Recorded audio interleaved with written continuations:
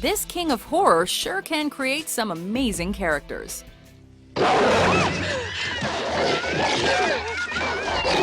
Welcome to WatchMojo.com, and today we're counting down our picks for the top 10 Stephen King movie characters. I'm going to twist your back like mine, so you'll never get out of bed again. Never get out of bed again. For this list, we're taking a look at the most memorable and popular movie characters that are based on Stephen King's work.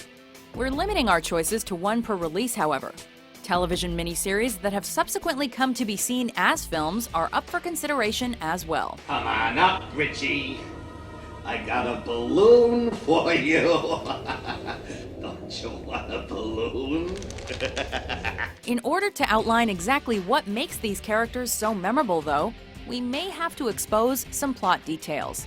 So consider this your spoiler alert. I've seen you before. You're the asshole on TV. That's funny, I was going to say the same thing about you. Number 10. Ben Richards, The Running Man. Killian, I'll be back. This sci-fi action flick is full of over-the-top villains, like Professor Sub-Zero, Buzzsaw, Fireball and Captain Freedom, and the fantastically evil host Damon Killian, who is played by the normally kissable Richard Dawson. What's the matter, steroids make you deaf? But it's still the hero that made the final cut, with just plain awesome lines like this. But I hope you leave enough room for my fist because I'm going to ram it into your stomach and break your goddamn spine! It became an absolute no-brainer to choose Ben Richards. Brought to the big screen by Arnold Schwarzenegger in his prime, Ben dispatches his enemies in unique and creative ways, while throwing out lines with the type of zeal that only Arnold could get away with. I'm not into politics, I'm into survival. In short, he is the man. The Running Man. Well, that hit the spot. Number 9. Mrs. Carmody, The Mist. He points the finger, this Judas in our midst. Even when holed up in a grocery store surrounded by giant lethal insects, humanity's dark side can still rear its ugly head. The day I need a friend like you, I'll just have myself a little squat and shit one out.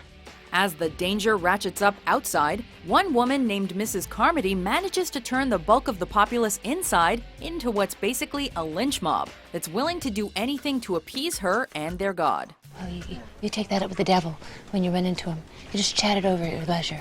Through impassioned speeches that blame the plague that has befallen them on the misdeeds of others, this religious fanatic from the 2007 sci-fi horror flick becomes a self-styled cult leader during the town's moment of crisis, with the power of life and death at her fingertips.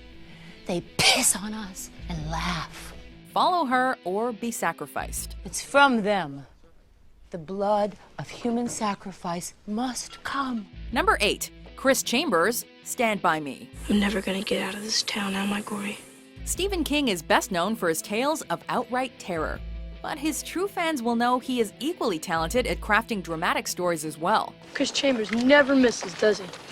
Not even when the ladies leave the seat down. Chris is one of 4 boys on the precipice of becoming men at the center of this film that has arguably become the preeminent coming-of-age story. You're gonna be a great writer someday, Gordy. You might even write about us guys if you ever get hard up for material. Born on the wrong side of the tracks, he is absolutely loyal to his friends, and as such, serves as the heart and soul of the adventure drama. You want to be the Lone Ranger, the Cisco Kid. Played perfectly by River Phoenix, Chambers has our full attention throughout, even beside stars like Kiefer Sutherland, John Cusack, and a young Will Wheaton and Jerry O'Connell. It's not funny, what am I supposed to eat? Number 7. Ellis Boyd, Red Redding, The Shawshank Redemption. 40 years I've been asking permission to piss.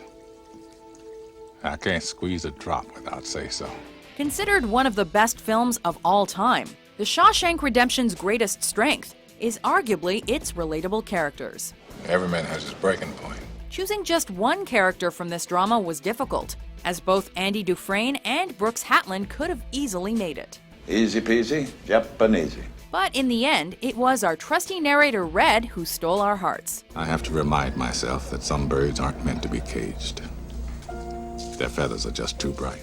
In his parole hearings, we first witness a desperate man trying to say what he thinks they want to hear, before we see Red mature into a man at peace with himself. That kid's long gone, and This old man is all that's left.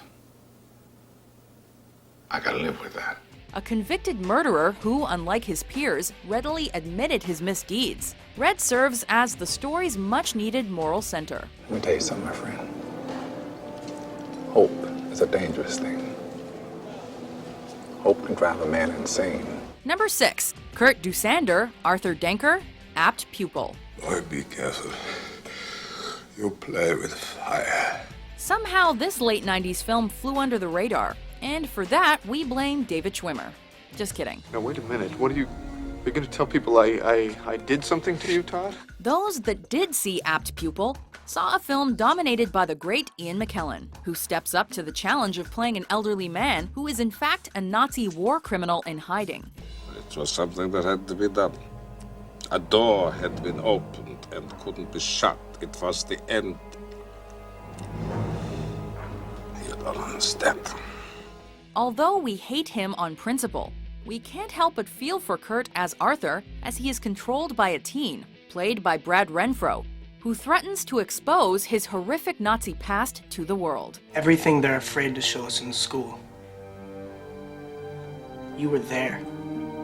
You did those things. No one can tell it better than you can. That's all I want. Kurt, however, is not a man to be trifled with, which we learn when his inner evil escapes his facade. And this is what makes him truly unforgettable. You won't be seeing me around here anymore. No. I suppose I won't. Number 5. Pennywise, It. Hi, Georgie. Aren't you going to say hello? A lot of people are afraid of clowns, and their rationale for that fear is that they can be creepy as hell. All they gotta do is cite Pennywise to back that up. Kiss me, fat boy. Made for television, this miniseries may have been largely forgotten if it weren't for the brilliance of Tim Curry as Pennywise the Dancing Clown. I'm not afraid of you.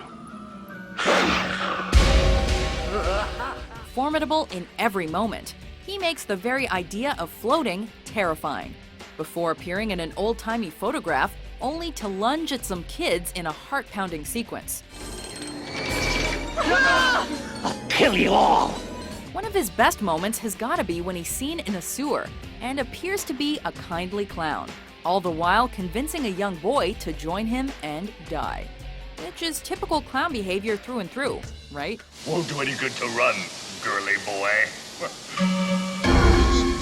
See you in your dreams. Number 4. John Coffey, The Green Mile. You be still. You be so quiet, so still. The prisoner at the heart of a film that lives in the shadow of another on our list, it would be a tragedy if the Shawshank Redemption comparison caused anyone to forget how compelling John Coffey from this fantasy crime drama is. He the lucky one. No matter how it happened, Dale the lucky one. The very definition of a gentle giant, Coffey's fearsome figure soon gives way when it becomes clear that he couldn't hurt a fly. I hit Dale's mouse. Your circus mouse. On top of that, it turns out that he's more afraid of the dark than we should be of him. Don't put that thing up on my face. Don't put me in the dark. I was afraid of the dark. Michael Clarke Duncan earned his one and only Oscar nomination for his heart-rending role of a man who is too good to exist in a world that ultimately kills him. I'm sorry for what I am. Number 3. Annie Wilkes, Misery. Misery's alive! Misery's alive! Oh, it's so romantic! Oh, this whole house is gonna be filled with romance. I'm gonna put on my Liberace records. The role that helped build her career. We can thank deranged fan Annie Wilkes for the enduring presence of Kathy Bates on our screens. And that is most definitely a boon for the entertainment industry. My name is Annie Wilkes. I'm one fan. Yes, that's right. I'm also a nurse. Listed by the American Film Institute alongside the likes of Hannibal Lecter and Norman Bates as one of the best villains in American cinema, Annie Wilkes' pedigree is without question, and earned Bates an Oscar for Best Actress. Catch this. Mwah! Alternatively kind and cruel in equal measure throughout the psychological thriller, Any psychosis is best demonstrated with the infamous hobbling scene, though her moment of quiet before the violence may actually be the film's most recognizable moment. Danny, whatever you're thinking about doing, please don't do it. Number 2. Carrie White, Carrie. Stop it, Mama!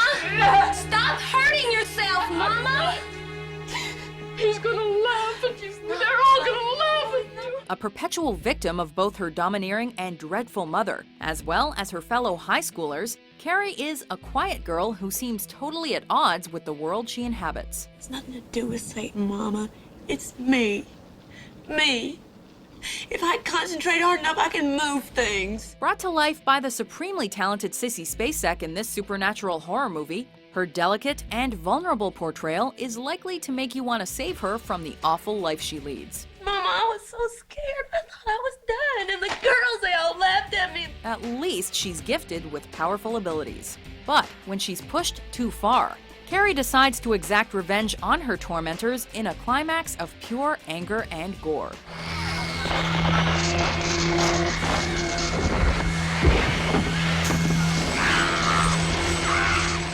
The act may be visceral and disgusting, but it's also easy to lose yourself in, and that's why we'll always remember Carrie.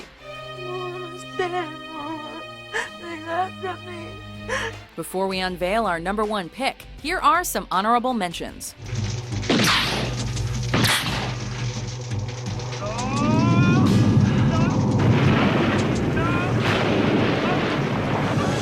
Come to take one of us away, haven't they?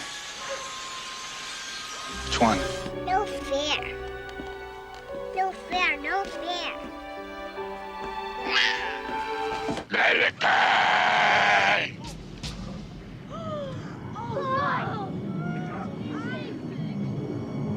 He wants you too, Malachi.